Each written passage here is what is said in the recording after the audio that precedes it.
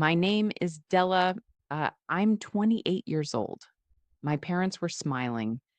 You should have seen it, this triumphant, predatory gleam in their eyes as they stood in what they were so sure was now their house.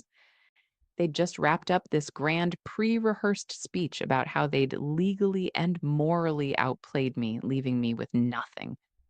My mother even patted my arm, a gesture so fake and dripping with sympathy, it made my skin crawl. "Don't worry, dear," she cooed. "Family helps family. We'll make sure you find a nice little apartment." They took my silence for defeat, my stillness for surrender. What they didn't know was the one secret I'd shared with my lawyer, the one crucial piece of the puzzle they never even dreamed existed. As my lawyer, Mr. Evans, cleared his throat, a quiet, deliberate sound that just sliced through their smug satisfaction, I knew their smiles were about to completely vanish. This wasn't the end of my story, it was the beginning of theirs. It all started with me trying to be kind, which looking back was my first and biggest mistake. The house wasn't just a house to me, it was the last thing my grandmother ever gave me. She had always seen my parents for who they really were, charming on the outside, but deeply irresponsible and entitled underneath. While they were off chasing get rich quick schemes and living way beyond their means, I was the one visiting her, managing her affairs, and listening to her stories. Before she passed, she made it crystal clear in her will. The house, her cozy 3-bedroom haven, was for me and me alone. She told me, "This is your security, your foundation. Don't ever let anyone take it from you." I promised her I wouldn't. For the first few years, I kept that promise. I loved that house. I poured my savings into renovating the kitchen and planted a garden in the back. Every squeaky floorboard was like a familiar old friend. Life was quiet and happy. Then the phone call came. It was my mother crying hysterically. Their latest investment, some multi level marketing scam with essential oils, had cratered and they'd lost everything. They leveraged their apartment to the hilt and were getting evicted. They had nowhere to go. My younger sister, the eternal golden child, was conveniently too busy to help. She'd gotten tens of thousands from them over the years to fund her influencer lifestyle. But now that the bank of mom and dad was closed, she was MIA. So they turned to me, their reliable, guilt prone older child. "It'll just be for a few months," my father promised, his voice sounding weirdly humbled. "Just until we get back on our feet. We'll pay our way, of course." My grandmother's warning was screaming in my head, but they were my parents. They looked so broken. How could I say no? So I opened my home to them in thinking I was doing the right thing. I moved my office into the smallest bedroom and gave them the master suite. I kept telling myself it was temporary, but temporary means something very different in my parents' dictionary. The first few weeks were quiet, deceptively so. They were grateful and mostly stayed out of my way. But then their true colors started to bleed through. It started small. My mother redecorated the living room while I was at work, swapping my minimalist style for her gaudy furniture. "It just feels more like home now, doesn't it?" she chirped, completely ignoring my stunned silence. Then my dad started parking his giant truck on the lawn I spent all weekend caring for, leaving deep, muddy ruts.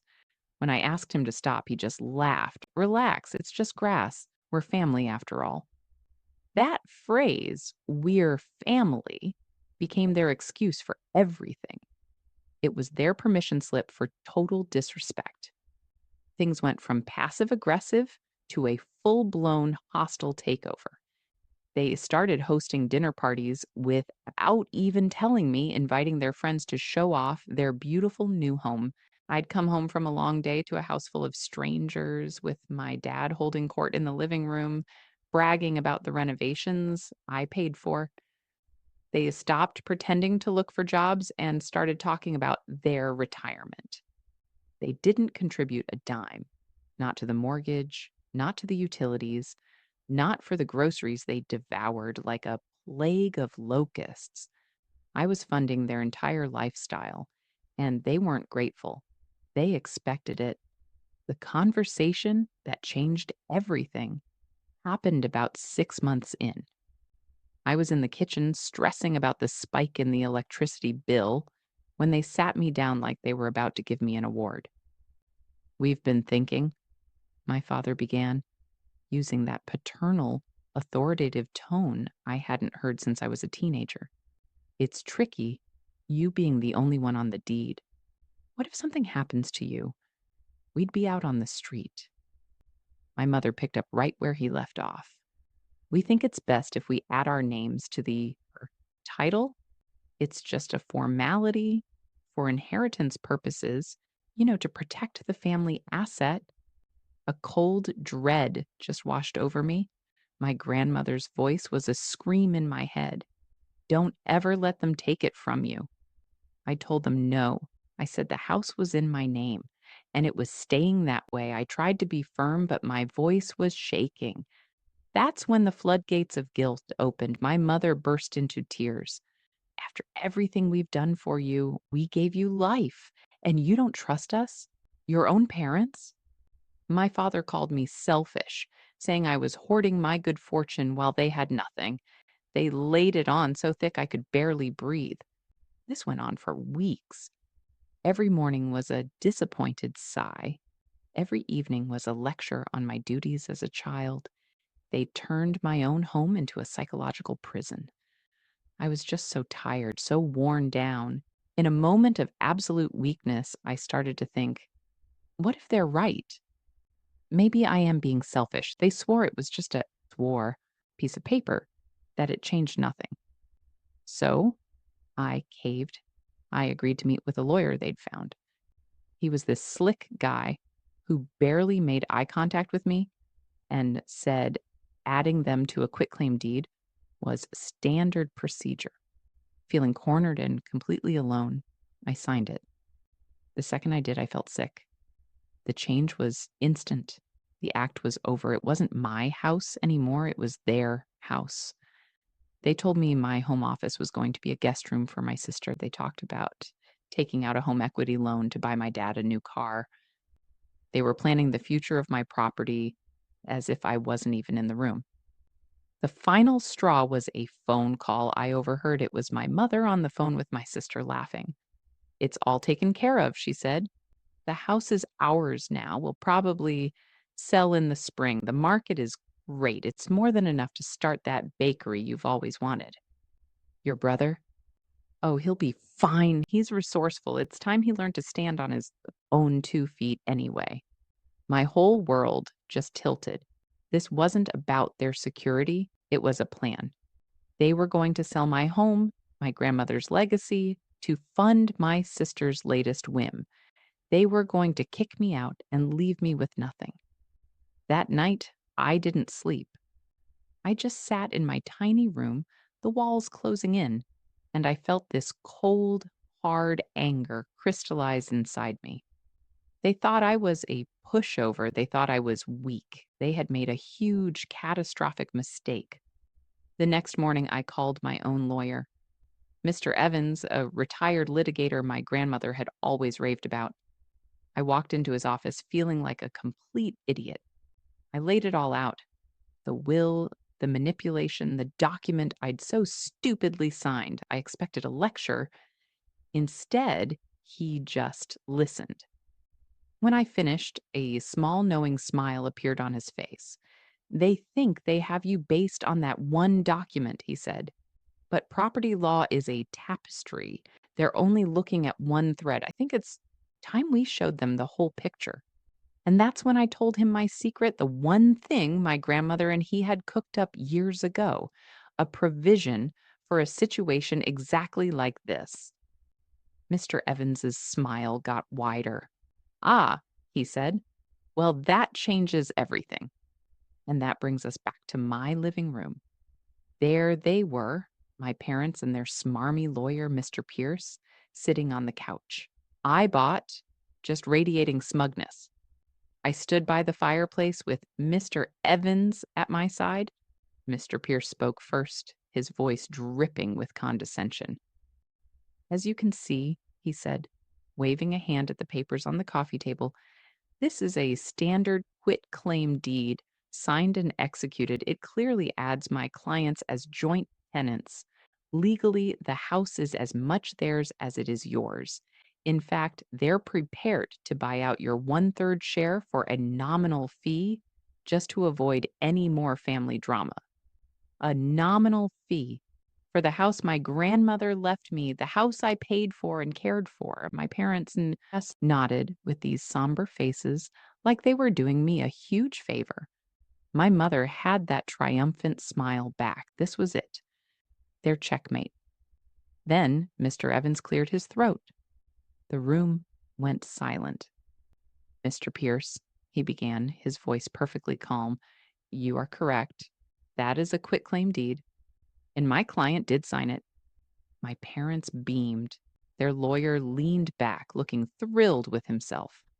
"However," Mr. Evans continued, his tone getting sharper, colder, "what you don't seem to realize, and what your clients conveniently forgot to tell you, is the nature of the title they were being added to. You see, this property was never held in a simple title. When it was passed to my client, it was through a very specific legal instrument, an irrevocable trust." The smiles on my parents' faces started to flicker. Mr. Pierce leaned forward, his brow furrowed. Mr. Evans kept going, his voice cutting through the silence like a scalpel. "My client's grandmother was a very wise woman. I established the Eleanor Vance Property Trust. My client is the primary beneficiary and the trustee. That deed you're so proud of, Mr. Pierce, it grants your clients a share of the beneficial interest, not the legal title. That legal title always remains with the trust." He paused to let that sink in. "And this trust," he said, pulling a thick, leather-bound document from his briefcase and placing it on the table with a heavy thud, "has some very specific, non-negotiable rules. Shall I read the important part? It's Section 4, subsection C. The trustee shall have sole and absolute discretion over all matters concerning the property, including its sale or occupancy. Any additional beneficiaries may enjoy residence at the property only at the express revocable permission of the acting trustee." He looked right at my parents. "The acting trustee," he clarified as if it weren't obvious, "is my client." My father's face went from confused to a blotchy, furious red. My mother's jaw went slack, her smile replaced by a mask of pure disbelief. "This is ridiculous," my father sputtered. "That's just legal mumbo jumbo." "Actually," Mr. Evans said, his voice like ice, "it's the exact opposite. It is the legally binding framework that governs this entire property. Your names on a deed are meaningless without the trustee's consent. In the eyes of the law, you are tenants. Tenants who haven't paid rent, have made unauthorized changes, and who tried to illegally seize an asset from the trust. You have no ownership, you have no rights, and as of this moment, you have no permission to be here." He wasn't done. "And just so we're clear," he added, turning back to their shell-shocked lawyer, "if you want to dispute this, we are ready to file a claim showing clear evidence of undue influence and fraudulent intent. A court won't just reaffirm my client's authority. It will almost certainly order your clients to pay his legal fees. Your clients thought they were playing checkers. Unfortunately for them, my client's grandmother set up the board for chess. Checkmate." The silence that followed was the sweetest sound I had ever heard. That triumphant light in my parents' eyes was gone, replaced by the flat, dead look of total defeat. Their lawyer, Mr. Pierce, was pale. He just numbly picked up the trust document, knowing he'd walked right into a legal ambush. My mother was the first to break, falling back on her favorite weapon, tears. Our own son, she wailed. How could you do this to us? You're throwing your own mother and father out on the street. But this time, the tears didn't work. I felt nothing but a cold, clean sense of justice. You did this to yourselves, I said, my voice steady. You had a home here, you were family, but you got greedy. You thought you could take everything from me. This was the only way to make you stop. My father, though, went straight to rage. He shot up, fists clenched. You ungrateful little brat. After everything, he took a step toward me, but Mr. Evans smoothly moved between us.